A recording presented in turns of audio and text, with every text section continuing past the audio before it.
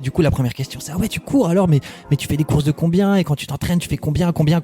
C'est les chiffres. Elle me demande, oui, donc la course que t'as là, qui arrive là, c'est combien de kilomètres? Je lui fais 50. Oh, mais c'est trop. Oh là là là là. Et là, il était pas du tout question de glucides par heure, parce que de toute façon, la source d'énergie, elle était en train de se faire la malle devant toi. Un randonneur, un vrai. Et il a même pas besoin de courir pour finir le TMB. Tu sais quoi, rien à branler de mon poney, je descends, je finis à Yep. Est-ce que c'est plus dur de finir un ultra trail ou boucler un 10 km en moins de 40 minutes?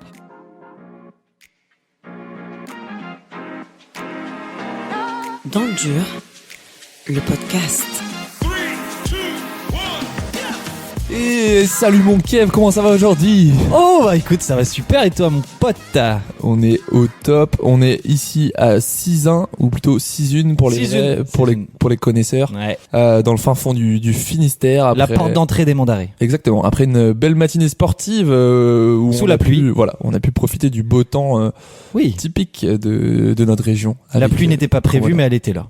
Donc c'est comme d'habitude. Voilà, c'est ça. Donc voilà, là on enregistre un petit peu après la sortie des premiers épisodes. Ouais. À savoir que le karma nous a touchés tous les deux.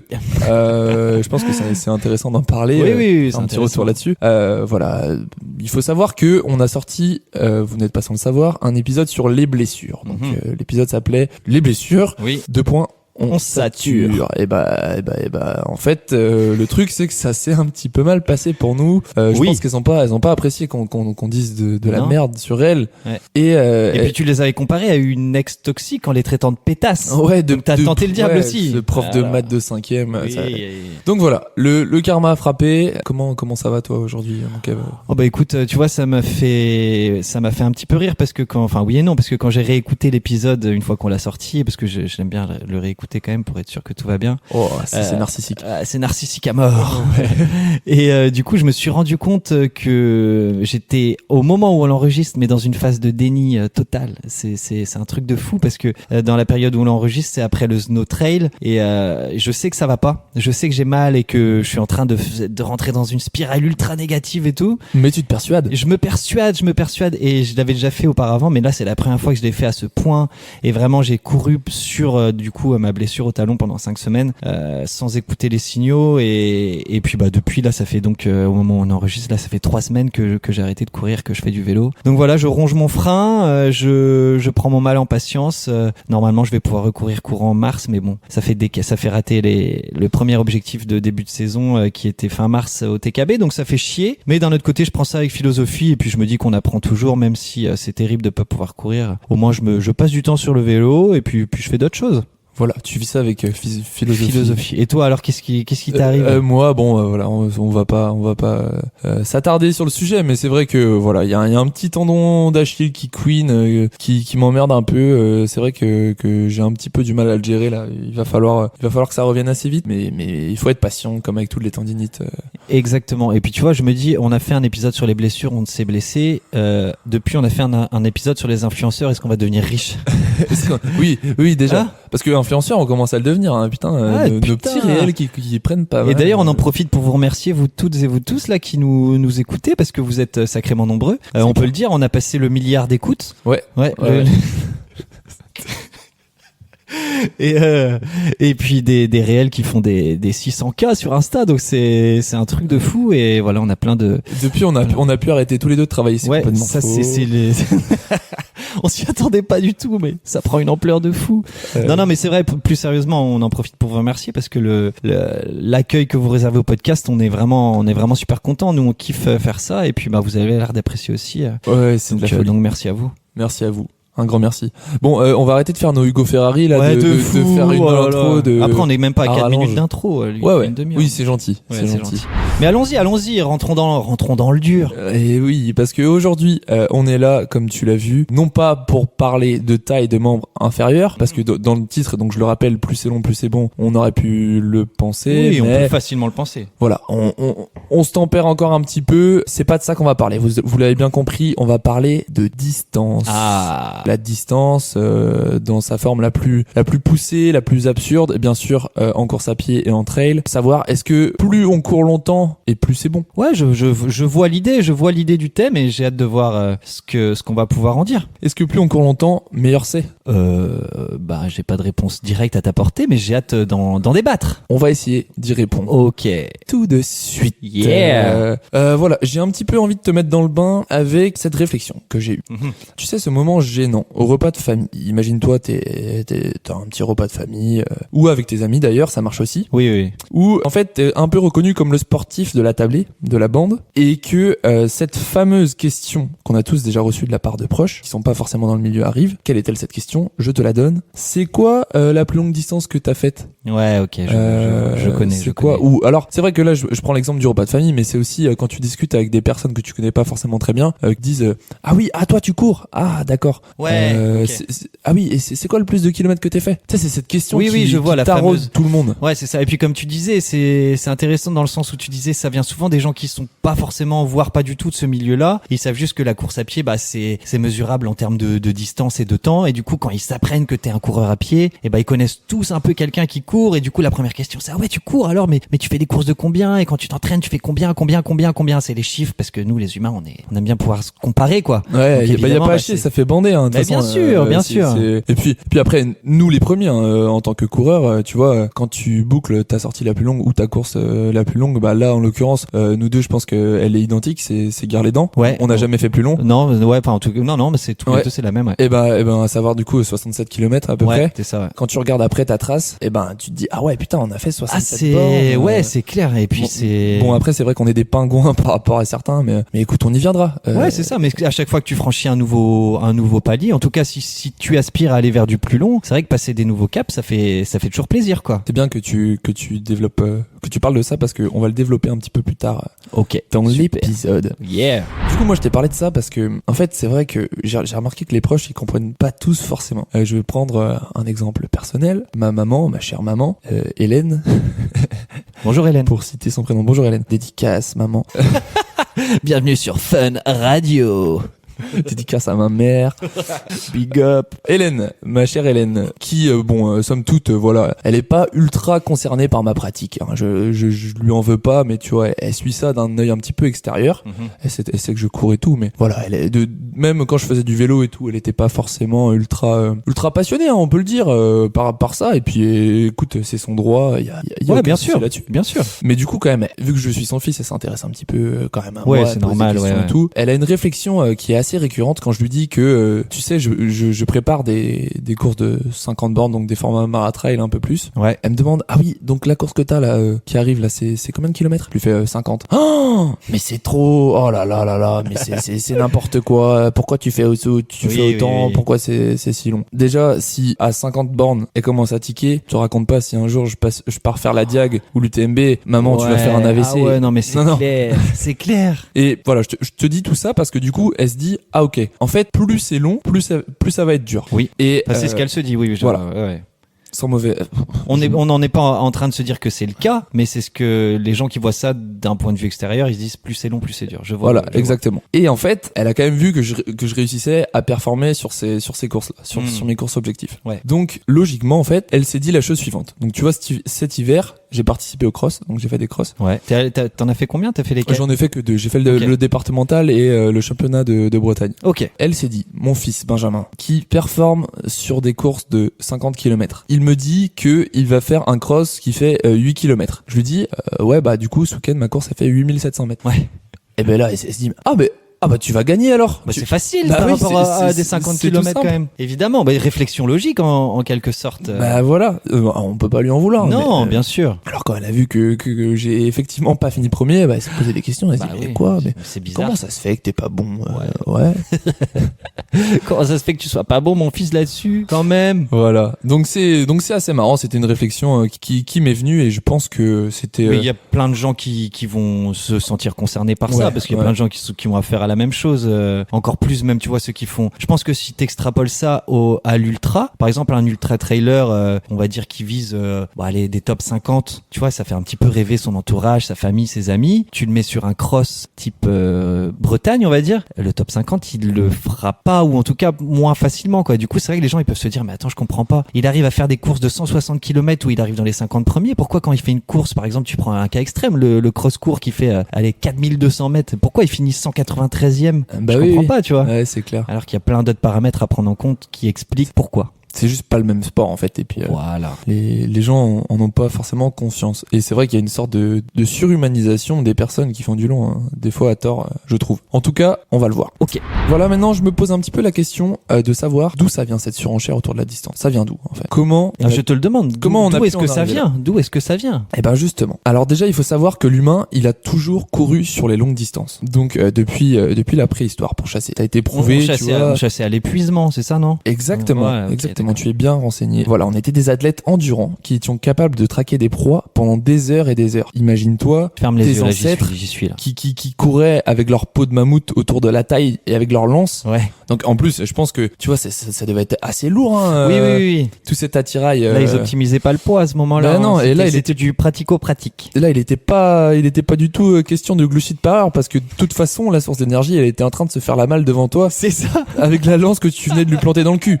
Exactement. Donc il fallait la rattraper parce Donc qu'il y avait ta plutôt bouffe et intérêt de ton l'attraper. outil, quoi. Voilà, c'est ça. Sinon, tu perdais tout. C'est clair. Et ça devait bien bosser l'utilisation des graisses à l'époque. Ah, c'est clair. Là, il y avait pas l'obésité là. Hein. Non, c'est clair. Et puis le ratio glucose-fructose, on en avait pas grand-chose à foutre.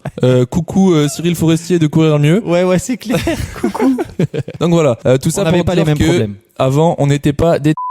Bon, je sais pas si on va le laisser au montage, ça, mais c'est dit. On verra. On va essayer de revenir à quelque chose d'un peu plus rationnel, d'un peu plus posé, mais on va pas y traîner trop longtemps parce que c'est vrai qu'on en a pas grand chose à foutre. Mais c'est quand même important de poser les bases, parce que avant d'exister sur les sentiers, les ultras, ils apparaissent sur route. Donc tu vois, d'abord il y a eu des courses de 100 bornes. La première fois qu'il y a une course de 100 bornes, c'était sur la route du coup? Apparemment, ouais. Okay. Alors après, il y a eu aussi des courses par étapes, comme l'ultramarathon du Comrade en Afrique du Sud, qui a été créé en 1921 apparemment. Donc tu vois, ça remonte quand même assez. Ça fait beaucoup d'apparemment. Ouais, mais on est là pour ça, non? Oui. Nous, on est sûr de rien. J'adore. Ouais. Oui, non, mais carrément. Apparemment, j'ai un tic de langage, du coup.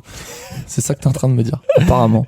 Allez, on s'arrête là. Bref, c'est là qu'on a commencé à courir au-delà du marathon. C'est la base conceptuelle des futurs ultras en montagne. Maintenant, je pense que c'est aussi assez intéressant que on parle de la Western States. Parce que tu vois, ça a été une course qui est pionnière en la matière, c'est-à-dire que aujourd'hui tous les ultras comme on les connaît, bah ils sont nés un petit peu de cette course. Enfin c'est un peu comment dire le socle, tu veux dire le point de départ quoi. Voilà, c'est ça, c'est l'ancêtre commun, on peut le dire des c'est vrai qu'elle ultras est comme on les connaît souvent aujourd'hui. citée comme référence, non seulement pour le niveau qu'on y voit tous les ans, mais aussi pour sa longévité depuis le temps depuis lequel elle existe quoi. Exactement. Et en fait cette western, elle est née, je pense qu'il y a beaucoup de monde qui connaissent un petit peu l'histoire, mais mais on aime bien avoir un petit piqûre de rappel sûr, quand même. Évidemment. En fait, en 1974, un cavalier nommé Gordy Hensley parce que c'était une course de chevaux au début, c'est ça qu'il faut dire. C'est ce que j'allais te dire. Ouais. Ah ok, je croyais que oui. okay. En fait, il voit son cheval se blesser sur cette course hippique, donc qui faisait 100 miles. Et fameux 100 miles. Et en fait, Gordy, il voit son cheval qui se blesse, je sais pas, il s'est cassé la patte. Il s'est dit, non mais c'est pas possible, qu'est-ce qu'il me fait là? Il pouvait pas appeler la dépanneuse pour cheval. Bah non. Pour chevaux.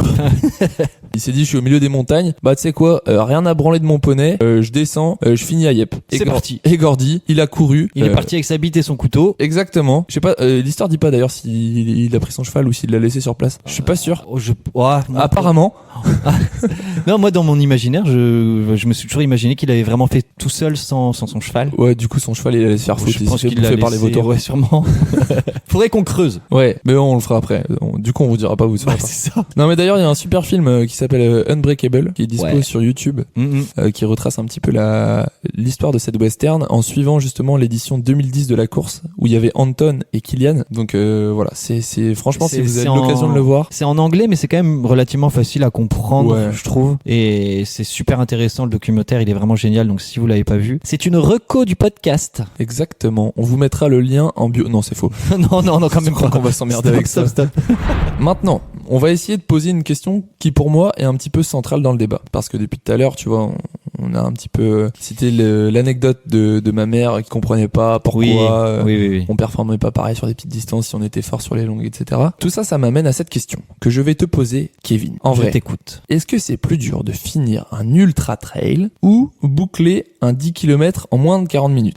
Alors, déjà, c'est deux choses qui sont quand même radicalement différentes. Oui. On peut le dire. Alors, pas grand chose à voir. Avant de À part le fait que tu cours. avant de te donner ma réponse, ou alors tu voulais que je te donne une réponse brute comme ça ou qu'on en parle Tu fais comme tu le ouais, sens. comme C'est je le ton sens. podcast. C'est faut que tu te notre sentes- podcast. Faut que tu te sentes à l'aise. Ouais. T'es dans ta safe place ici. Ah, en c'est fait. le safe place. C'est beau ça. Bah en gros, bon, qu'est-ce que je trouve plus dur entre finir un 100 miles, donc pour un 100 miles, bon, c'est vrai qu'on l'a, je sais plus si on l'a déjà dit, mais grosso modo, c'est une course de 165 km et courir moins de 40 minutes, 10 km. Bah déjà, je pense que ce qu'on peut commencer par dire, c'est que la différence majeure, ce sera en termes d'intensité, parce que courir 40 minutes, on va forcément le faire, on va dire autour de son seuil 2, quoi, ce qu'on appelle communément le seuil. Alors que un 100 miles en trail, le seuil 2, on va pas y aller, grosso modo, on va pas y passer. Ou alors tu pars un tout petit poil trop fort. Voilà, vraiment un tout petit peu trop fort. Tu pars comme Jean-Marie Diverez à l'UTMB 2024. Voilà, par exemple.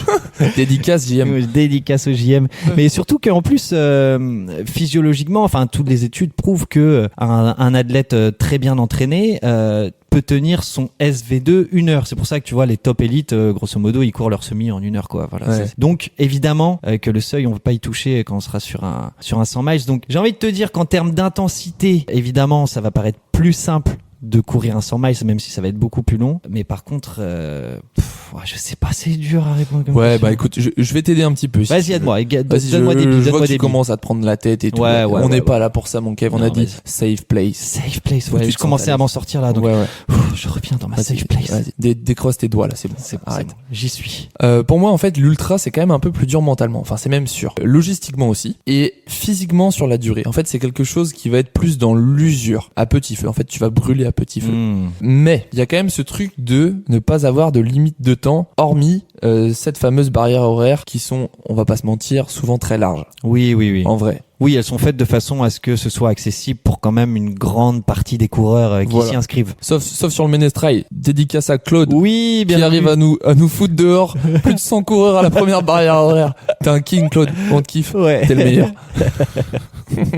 Donc, Cela ouais, dit, revenons-en en barrière horaire. Bah, certains ultras, c'est quand même du 5 km/h hein, sur l'ensemble. Donc, si on pousse la logique, un marcheur, tu vois, qui est très très bien entraîné, un randonneur, un vrai, et ben il a même pas besoin de courir pour finir l'UTMB. Ouais, c'est vrai. Ouais, c'est fou quand même quand tu te le dis comme ça. Ça veut dire que théoriquement, tu peux prendre ton départ de l'UTMB en marchant. Ouais, c'est ça. Tu marches là. Et c'est là, du coup, où je rejoins Claude pour le coup, c'est que si les gens commencent à faire ça, c'est plus de la course à pied, c'est plus du trail, quoi. Ouais, Si c'est tu ça. pars je trouve ça moche de te dire, tu peux prendre ton départ en marchant et être finisher de la course, quoi. Il y a la magie. En tout cas, de mon point de vue, la magie disparaît un petit peu. Ouais, c'est sûr. C'est sûr que bon, là, on arrive un petit peu sur un sujet touchy. Il y en a qui vont être d'accord avec nous, d'autres pas d'accord. Alors généralement, ceux qui sont pas d'accord, c'est ceux qui sont mis hors délai. Bon, voilà, on a mis le doigt sur. Et puis on les reconnaît point aussi parce que c'est ceux qui commandent plus sur Facebook que sur Instagram. Ça, on commence à s'en rendre compte aussi. Oh, pas mal. Maintenant, passons aux 10 km. Donc, faire moins de 40 minutes sur 10 bornes. Ça, c'est quand même plus dur, comme tu l'as dit, en intensité, mais aussi physiologiquement. Ça exige de la vitesse et un entraînement spécifique et aucune erreur. À moins que tu sois né quand même avec, tu vois, des capacités naturelles. On le voit ça des fois, tu sais, des footeux qui courent pas forcément, qui, tapent leur premier 10 km. Je crois que c'était Jimmy Gressier, par exemple. Bon, lui, c'est un cas exceptionnel, mais tu vois, ça arrive de voir des gars qui se pointent sur leur premier 10 bornes, qui ont jamais couru de leur vie, qui vont faire moins de 40 minutes. Et ça, c'est, voilà, c'est injuste. Je crois même que Jimmy avait fait 33, Ouais.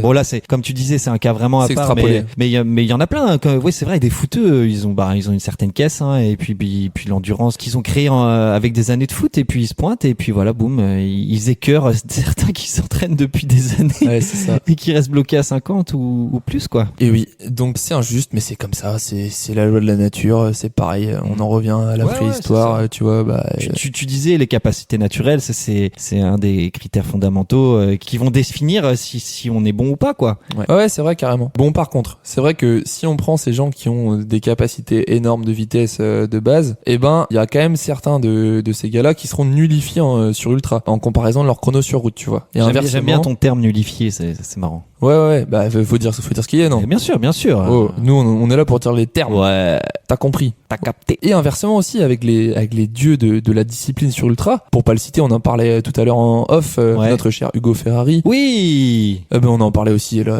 après l'intro. Enfin, c'est Oh, c'est la deuxième fois qu'on parle d'Hugo là. ouais, ça fait beaucoup. Il va falloir qu'il reposte notre podcast, Ouais. le podcast concurrent là, qui va Le manger le tout bouffer. cru. tout cru. Ouais.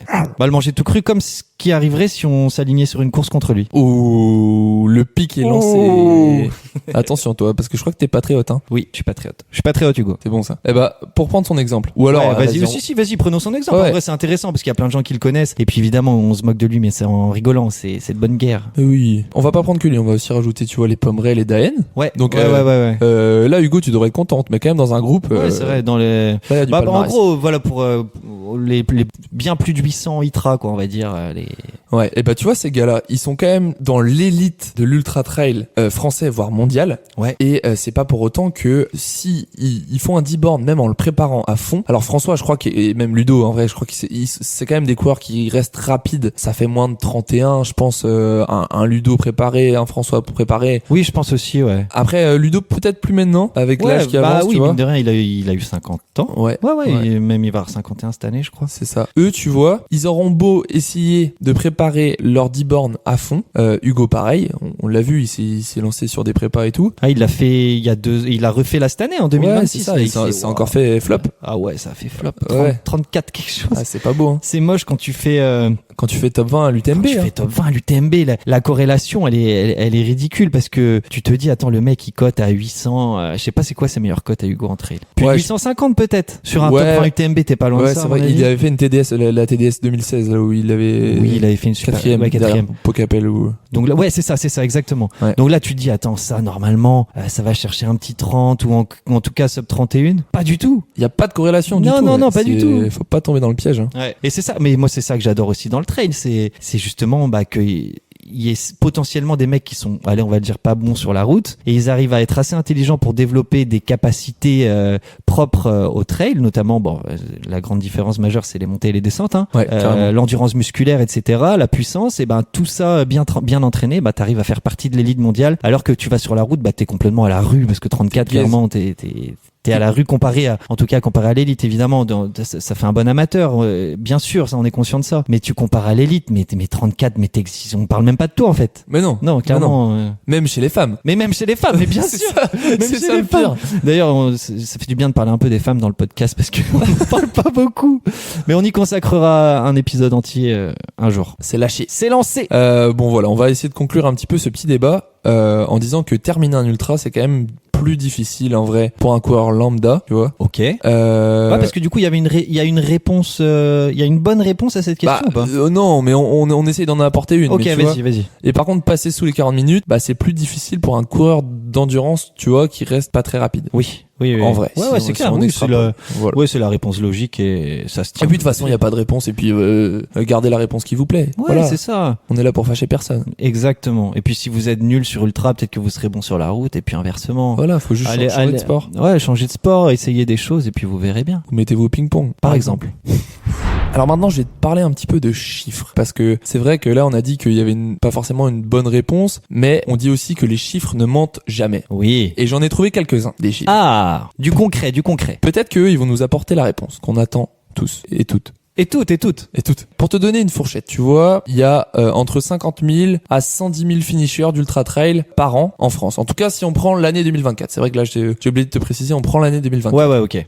Si on prend la médiane, bref, ça fait entre 70 000 75 000 finishers. Donc voilà, c'est un certain chiffre quand même. C'est un certain chiffre. Tu l'as dit. Et tu vois, je me suis amusé à aller sur le tableau de performance de la FFA. Alors je sais même pas s'il s'appelle comme ça ce tableau, mais tu vois, t'as une base de données qui référence un petit peu tous les chronos qui ont été faits par des coureurs et des coureuses sur des courses de 10 bornes en 2024. Ok. J'ai essayé de prendre le chrono qui se plaçait justement sur 40 minutes 00 pour savoir combien de personnes au-dessus il y avait dans le classement, tu vois. Parce que c'est vraiment un classement par temps, tu vois. Ouais, ok. Bah comme ça, c'est facilement lisible et tu sais exactement combien de personnes du coup. Et voilà, et tu peux savoir où tu te situes, tu peux vraiment connaître ton classement national Ah, c'est trop bien ça. sur le site de la FFA. Ah ouais, en fait, oui, non, mais c'est ça. J'allais dire, mais non, il y a même pas besoin du tout d'avoir une licence. Faut juste avoir participé à une course Labellisée FFA. tout à fait. Ok, trop bien. C'est bon à savoir. Et donc, si on prend la personne qui a fait 40 minutes 00, bon, évidemment, elles sont plusieurs, Ouais. et ben on arrive à la 22 millième personne. Voilà, ça fait beaucoup de personnes.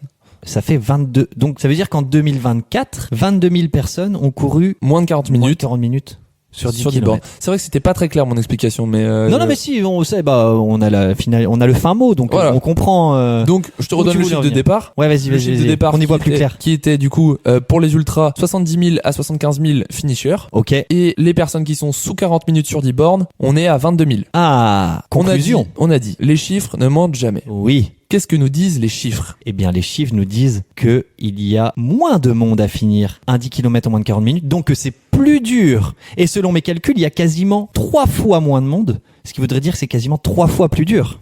Oh, c'est beau. Eh oui, les maths, les maths. Donc en fait, s'il y a une réponse, la réponse elle est toute trouvée. Déjà, et en plus, tout en sachant que le 10K, bah c'est bien plus accessible que l'ultra, tu vois. Il y a beaucoup plus Oui, en de, plus, il y a en beaucoup plus de plus. pratiquants sur 10 bornes. Mais carrément. Donc ça rend la chose encore plus concrète que c'est plus dur de finir un 10K en moins de 40 minutes qu'un ultra tout court dans les barrières horaires. Exactement. Voilà. Intéressant. Et J'aime vous bien allez nous dire pourquoi on a pris 40 minutes, c'est comme ça, posez pas de questions, c'est 40 minutes, c'est un chiffre rond. Oui, et puis avouez tous que quand on se met à la course à pied, c'est une barre symbolique. Quand tu la casses la Bah première oui. fois, ça fait rêver. Bah oui, évidemment. C'est vrai que après avoir dit tout ça, faut quand même essayer de trouver un coupable à Ça, à vouloir toujours faire plus. vouloir toujours faire plus long. Oui, c'est ça, voilà. Et Ouais, ok. dire que c'est bon quand c'est Oui. plus long. Pour moi, le coupable il est tout désigné. Hein. C'est la machine à café. Ah, la fameuse. La fameuse. Parce que tu vois, le fait que ça fasse bander, excusez-moi de l'expression, tous les proches que tu fasses de la longue distance, eh ben, ça pousse dans certains cas à en faire plus. On est Oui. d'accord avec Bah, ça. On est tout à fait d'accord, parce que nous, les humains, on est des êtres faits d'un ego plus ou moins dimensionné, grandement dimensionné en tout cas, et on aime bien qu'il soit flatté, ce petit ego. Alors quand on fait 50 et qu'on nous dit, bah c'est super ce que t'as fait 50, mais quand tu fais 3 fois 50, 4 fois 50, à la fin, ça saoule les gens, donc tu dis, je vais faire quoi? Je vais faire 80, pour revoir leurs yeux briller un petit peu. Donc Ah, forcément waouh. que cette machine à café, T'as oui. fait 80 80. kilomètres. Non mais oh là là. Donc c'est la quoi. course, c'est la course au toujours plus. Et effectivement, ta théorie là de la machine à café, bah oui, parce que on brille dans le regard des autres. Puis c'est marrant, tu sais, on te dit ah ouais, t'as fait ça, t'as fait 80 bornes. Alors là que moi déjà j'ai pas réussi à faire 9 km l'autre jour en marchant, je sais pas comment tu Oui, fais. c'est vrai, mais ça c'est marrant que tu dis ça parce que j'ai constaté ça aussi que les gens aiment bien se rabaisser. Tu vois, je sais pas Ils pourquoi. se rabaissent par Ouais, rapport à toi. Mais de fou, alors que bon, en vrai, on va pas se Chacun mentir, son truc. faire une course de 50 km, n'importe quel être humain, dans une santé à peu près correcte qui s'entraîne, il l'a fini sa course de 50 km. Tout à fait. Mais c'est juste qu'on est des gros fainéants. Sauf avec les barrières horaires à Claude. Oui, sauf, voilà. Sauf sur le Ménestrel, n'y allez pas si vous n'êtes pas prêt, parce que c'est cuit. C'est bon ça. Et en plus de ça, il y a Strava aussi. Tu vois, Strava, ça pousse. Enfin, c'est une machine. Complètement. C'est une machine à booster l'ego, en vrai. Mais bien sûr, évidemment. Que ce soit les kudos, les commentaires. Ouais, c'est ça. Et puis comme tu disais tout à l'heure, tu vois, bah, quand on a fini tous les deux Gare les Dents, c'est vrai que quand tu vois écrit 67 km et que c'est toi qui les as fait, bah, ça fait quelque chose quand même. Et puis en plus quand la trace, parce que moi je trouve la trace de Gare les Dents, elle est vraiment jolie, quoi. Ouais. Il y a le tour du lac, tu t'enfonces dans la forêt. Je trouve qu'elle a quelque chose, cette Il y a un trace. truc, il y a un truc. Et il y a un truc, et évidemment, donc tout cet aspect réseaux sociaux, bah ça on en revient souvent au même, hein, quand ça tourne autour de pourquoi on fait ça. Bah évidemment qu'il y a la part réseaux sociaux, ego, regard des autres, tout ça, ça prend une part. Après c'est à différents pourcents en fonction de chacun, mais dire que ça ne prend aucune part, c'est faux. Ou dans ce cas-là, tu serais pas sur les réseaux. Enfin, je dis tu, c'est vous, c'est de manière générale, c'est nous tous, on n'y serait Si pas. tu peux tutoyer l'auditeur, hein, moi je te l'autorise. Voilà, on te tutoie, cher auditeur. Donc, si toi tu dis non, mais moi, de toute façon, je fais ça que pour moi, bah, dans ce cas-là, ne le montre à personne et fais-le vraiment que pour toi. C'est vrai qu'aujourd'hui, à l'époque, je me rappelle, il y avait des gens qui couraient, tu vois, sans montre. Aujourd'hui, T'en vois plus. Attends, ouais. J'en connais plus. Il y en a vraiment pas beaucoup. Non. Il y a que ce bon Zach Miller qui court toujours avec sa Casio. Je crois. Il le fait toujours vraiment ça? Ah, je suis même pas sûr. Non, je suis quasiment, en tout cas, peut-être à certaines périodes de l'année, mais je sais que l'année dernière ou l'année d'avant, j'étais allé sur son Strava il mettait ses semaines à 180 bornes. Donc c'est sûr que la Casio, la Casio, elle a un GPS maintenant. Ouais, c'est ça. Elle te donne la vape. Ouais. Et ouais, après, c'est vrai qu'il y a aussi les bilans kilométriques à la fin de l'année, tu vois, qui te poussent aussi à allonger la distance. Ouais. Tu te dis, combien de kilomètres j'ai fait cette année? Est-ce que c'était plus que l'année précédente? Mais ça reste un concours de quéquettes, on va pas se mentir. Il y a une part de ça. Et puis, les applications, on reparle de l'application du diable Strava, ils l'ont bien compris et puis ils surfent là-dessus. Et il y a une communauté énorme parce qu'ils savent que, tous ces trucs-là de fin d'année, de tes statistiques. Alors, combien d'heures? Combien de D+? Combien de D-? Combien de machin? Combien de top 10 t'as pris sur les segments? Enfin, c'est la course aux chiffres et puis après, on aime bien ça, on va pas se mentir. Bah oui, c'est sûr. Et puis, je me permets, Kev, entre nous. Oui. Je te vois des fois quand on arrive après une sortie, on est à 9,95 km. Mon Kev, il fait partie de ceux qui va aller faire un petit tour de parking, un petit tour de cours. Attendez les gars, il me manque ça. Ça peut arriver. Ça peut arriver. Non, ça arrive. C'est vrai que je sais que tu m'as vu. C'est vrai qu'au début, je le faisais beaucoup. Maintenant, en vrai, un peu moins. Là, tu vois, tout à l'heure, j'ai fini mon vélo. Je crois que c'était 2h43 et 50 quelque chose. Donc, tu vois, je m'en fous. Et j'ai même pas regardé les kilomètres, tiens, pour te dire. Bravo! Ouais, on applaudit Kev! Ouais. C'est super! J'évolue là-dessus. Tu décroches. Je grandis. En même temps, j'ai 26 ans, il est temps de grandir. Ah ouais? Wow. Mais du coup, toi, tu dois aller jusqu'où en vrai, Kev? Parce que là, du coup, on est en train de parler de plus c'est long, plus c'est bon. Ouais. Mais la question que je te pose maintenant, c'est est-ce que pour toi aussi ça s'applique? Est-ce que plus c'est long, plus c'est bon? Est-ce que tu as envie d'aller vers le long, vers le très long, vers le très long? On s'arrête là. J'ai compris ta question. Comment dire? Je vais essayer d'être bref pour pas être chiant, mais ça a évolué de toute façon, on est là pour t'écouter. C'est vrai. T'es jamais chiant. C'est vrai. Oh, merci. Moi, ça a évolué en fait quand j'ai commencé. Safe place. Quand j'ai découvert le trail, j'ai découvert via des vidéos d'ultra, tu vois, avec François, avec son intérieur sport, toutes ces vidéos-là. Et du coup, je me suis dit, c'est génial ce truc-là. Et quand je me suis vraiment mis moi à faire de la course à pied, en fait, j'ai tout de suite adoré l'effort court relativement court, on va dire, et dur et intense, quoi. Vraiment, c'est ça qui m'a beaucoup plu. Court et intense. Et comme dans ta vie intime ou ouais. Quand c'est bloqué. Il a pas su quoi dire. Vous l'aurez vu, il a bégayé.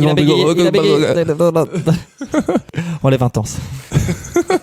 Et du coup, j'ai tellement aimé ce type d'effort où tu te mets, grosso modo, à la gueule que je suis resté pas mal là-dessus et que là, le plus long que j'ai fait, comme on disait, c'est Gare les Dents. J'ai pas spécialement, je ressens pas ce besoin d'aller tester du 100 miles, même si je pense qu'un jour j'irai pour l'expérience. Mais en tout cas, j'ai envie de continuer à continuer à découvrir les formats 40, 50, 60. Je sais qu'à la fin de l'année, on y va ensemble, hein, on va sur les Templiers. Donc là, ça va être mon premier format de 80 km. Et ce que je me dis, c'est qu'à chaque fois que je fais un peu plus, si j'y prends du plaisir, j'essaye l'année d'après d'en faire encore un petit peu plus long, jusqu'au moment où je me dirais, en fait, là, stop, j'ai pas envie d'aller forcément courir plus longtemps ou plus de kilomètres. Mais en tout cas, là, au moment où je te parle, moi, le format, on va dire, entre 2 et 5-6 heures, c'est des formats que moi, j'aime beaucoup parce qu'il y a de l'intensité et t'as pas le temps de t'ennuyer. Et il y a de la course. Il y a de la course, vraiment. Et puis moi, j'aime bien quand il y a de la course. Donc, pour l'instant, je suis sur ce truc-là. Peut-être que plus tard, quand je courrai moins vite, j'aurais envie d'aller randonner, tu vois. Bon, évidemment pas au Ménestrel, mais partout ailleurs. Mon clone, on fait de la pub pour ta course en ce moment là. C'est bon ça.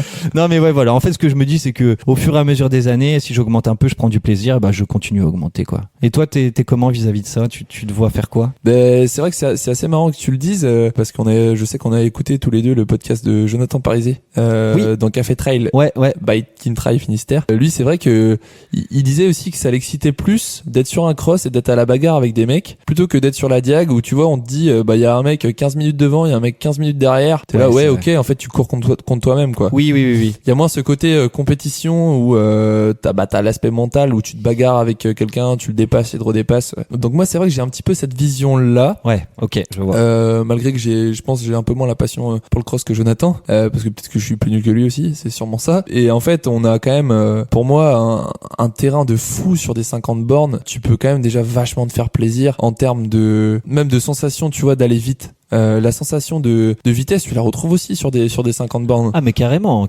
Et comme tu disais, il y a Quand on court à notre niveau pour pas prendre le boulard énorme, tu vois. Ouais.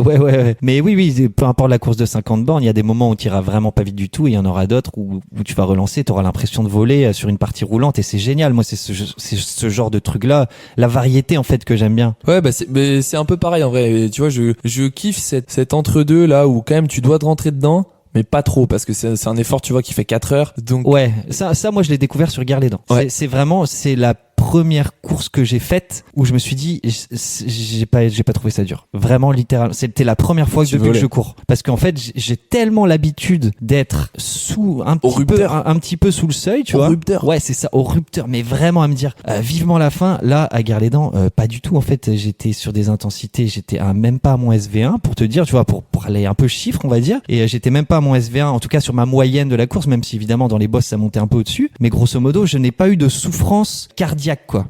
Tu vois. Tout ça pour dire que Tony, écoute bien, si Kev il avait pris des risques, il t'aurait plié. Gare-les-Dents 2025, il te pliait. Donc voilà, faudra attendre un petit peu. Je dis pas ça. Après c'est aussi sûrement pour ça que j'ai passé une course agréable, c'est parce que j'ai pas pris de risque. C'était la première fois que je me présentais face au mythe de Gare-les-Dents. J'avais pas d'expérience sur des formats de 6 heures ou plus. Donc voilà, le fait d'avoir été prudent, ça m'a permis de faire une course sans souffrance et puis une super course que j'ai adoré quoi. Et ça donne une 4e place. Ouais, ça donne une 4e place. Donc c'est génial.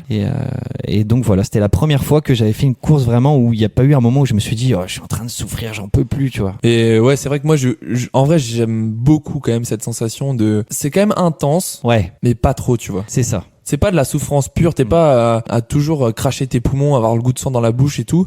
Pas comme notre UTMA du mois de mai 2025. Par exemple. Là, c'était terrible. Là, tu vois, moi, c'est tout l'inverse. En l'espace de, du coup, d'un mois, UTMA 40 km et un mois après, on va dire, Gare-les-Dents, c'était le jour et la nuit. Je pense que l'UTMA, c'est la course où j'ai peut-être le plus souffert. Mais dans tous les aspects, musculairement, cardiaquement, tout horrible, rupteur du début à la fin, vraiment sans aucun contrôle. Ouais. Et Gare-les-Dents, comme tu disais, un léger inconfort qui dure longtemps, mais où tu prends quand même beaucoup de plaisir, quoi. Ouais, et puis en fait, l'adrénaline et la pression de la course, en vrai, la souffrance sur les premières heures, tu la sens pas. C'est ça. Y a sur les 4 premières heures, il y a pas de souffrance. Ouais, c'est ça. Et puis t'es tellement, si tout s'est bien passé, t'es tellement prêt que les 4 premières heures, oui, elles glissent en quelque sorte, quoi. Bah oui. Au même titre que, pour les gens qui font des plus petites distances, on dit quand on fait un 10 km, voilà, si vous arrivez bien près, les 6-7 premiers, normalement, juste vous récitez votre partition et puis ça roule, quoi. Et c'est à partir du 7e où là on rentre dans le dur et là faut s'accrocher. C'est la même chose mais à plus grande échelle en fait. Exactement. J'ai rien à ajouter. C'est beau. Est-ce qu'on finirait pas par un petit jeu? Ah oui. Ah oui. Ah oui. Ah oui, parce que c'est vrai qu'il n'y a pas eu de définition dans le dur. Exact. Ça c'est mauvais point. On va voir si les auditeurs nous en tiennent rigueur. On va voir s'ils sont toujours jusqu'à là. Jusqu'à là. Donc notre petit jeu, il est pas très long, il est pas très compliqué non plus, comme d'hab. Ça s'appelle le juste kiki. Je m'explique. Je vais te demander de deviner le D+ exact qu'a fait Kylian en 2024 lors de son année. À tes propositions. Combien de D+ a fait Kiki en 2024? Tout à fait. Si on part sur une base de 1000 par jour, qui est certainement plus, je dirais 365 000 mètres de dénivelé. C'est plus. 465 000 mètres de dénivelé. C'est plus. 565. C'est plus. 600 000 mètres. C'est plus. C'est plus que... oui, monsieur. 700 000 mètres. C'est bon. Ah, ok. Putain, j'ai eu peur là. Attends, donc c'est moins que 700 000. Ouais, c'est ça. 650 000. C'est moins. 630 000. C'est plus. 637. C'est moins. 636 000. Oui, monsieur. 636 000 mètres de dénivelé cumulé. C'est un délire. Bon, après, c'est pas pour rien qu'on gagne les plus grandes courses du monde, hein. C'est pas. C'est ça. Et après, c'est son métier. Ouais, c'est son métier. En vrai, là, on est en train de s'extasier devant ça, mais. Il court, il se repose, hein. Kiki, il met les enfants à l'école ou à la crèche et puis il va courir. C'est ça. C'est le boulot de papa. Ouais, donc, c'est le boulot. Il a bien raison. Tout à fait. Pour un petit peu clôturer cet épisode, c'est vrai qu'il y a aussi un truc qui est assez marrant à faire, que j'ai fait là, en préparant notre petit épisode. Je suis allé voir en fait les classements de challenge de distance sur Strava. En fait, le premier, donc il s'appelle Tad Zwarzgiewski, ça doit être un Polonais. Alors lui, tiens-toi bien, il court un marathon par jour depuis le début de l'année. Enfin, depuis le début de l'année 2025. Depuis le 1er janvier 2025. Wow, donc plus d'1 an. Ouais. En plus de ça, il fait toujours le même circuit. Et ces marathons, il les fait en 5 heures. Et tu sais, c'est un tour de pâté de maison et tout. Donc il fait plusieurs tours, quoi. Ouais. Wow. Ouais. Ouais, bah oui, c'est forcément pas un tour de pâté de maison de 42 km. Ah ouais, je sais pas, son tour, il doit faire 3-4 bornes. Wow, la vache. C'est Je pense que les préparateurs mentaux, il y en a plus d'un qui voudrait étudier son cas parce que où est-ce que tu vas chercher cette envie de te taper un marathon par jour, tous les jours? Bah justement, en plus, du coup, je suis allé voir un petit peu dans les commentaires. Bah les gens lui disent mais pourquoi tu fais ça et tout. Mais en vrai, il a quand même l'air de s'en branler, tu vois. Il dit que bah lui, il y est venu progressivement. C'était pas forcément quelque chose qu'il avait prévu, mais en fait, comme il kiffe ça, il kiffe faire ça, il s'est dit bah pourquoi pas. Là, j'ai commencé au début de l'année 2025. Du coup. Ouais. Et en fait, il savait pas jusqu'où il allait aller. Et là, il continue, quoi, à faire C'est un truc de ouf. Mais moi, je trouve ça vraiment beau dans le sens où, ben, de ce que t'en dis, ça a l'air d'être désintéressé. Tu vois, j'ai pas l'impression qu'il y ait de coups de com pour promouvoir une marque ou autre. Et je trouve ça vraiment cool de sa part. Là, tu vois, des fois, quand on en parle dans le podcast ou tous les deux en off, on parle un peu de la pureté de la pratique. Là, on est dans une espèce de vraie pureté, de juste l'instinct humain de je vais courir, je vais dehors et je cours, quoi. Ouais. Et lui, il le fait vraiment comme ça. Et puis, putain, tous les jours 42 bornes. Oh, Après, il faudrait vérifier quand même s'il est pas en prison parce que tourner toujours au même endroit, ouais, c'est vrai. c'est spécial. Mais bon, écoute, s'il arrive à y trouver vérifier. son compte, Ouais, c'est ça. Bon, s'il le fait, c'est que ça le rend heureux d'une manière ou d'une autre. ouais, c'est ça. La nature humaine est surprenante quand même. Hein. Exactement. Et ben, je pense que après avoir dit ça, on a tout dit. On dirait bien. Je vais essayer de conclure, si tu veux bien. Bien sûr, avec plaisir. Plus c'est long, plus c'est bon. En vrai, ça dépend. Faut faire ça pour les bonnes raisons. La taille ou plutôt la longueur, ça compte. Mais c'est aussi la façon dont tu utilises ce long chemin pour ton accomplissement personnel qui définit si t'es dans le bon ou pas. Oh ouais, c'est beau. Si t'es d'accord Ah avec ouais, ça. là, j'adore, j'aime On beaucoup. peut Franchement, s'arrêter c'est une là-dessus. belle conclusion. Et bah écoute, merci pour cet échange, mon barge. C'était un plaisir, Kev. Je pense qu'on est pas mal en termes de durée là. On a fait un des épisodes les plus longs, non? On est pas mal du tout, il est long. Il est long. Mais en même temps, Donc, plus c'est long, plus c'est bon. Allez, on vous laisse là-dessus. Ciao, ciao. Ciao. Bisous.